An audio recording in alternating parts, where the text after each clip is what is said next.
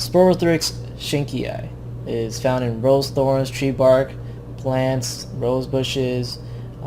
It's a dimorphic fungus. It's a cutaneous mycoses, and it thrives or represents branching hyphae of Sporothrix at 25 degrees Celsius. On biopsy, you'll see or notice that it's a cigar-shaped budding yeast.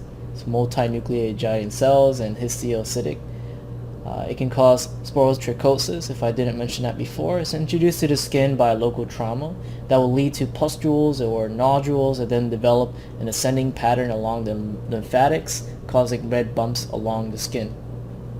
Now, the treatment option will be itraconazole for lymphocutaneous sporotrichosis. However, there's another type of treatment called potassium solution of potassium iodide used to treat lymphocutaneous Sporothrix, but it was stopped being used since the 1990s.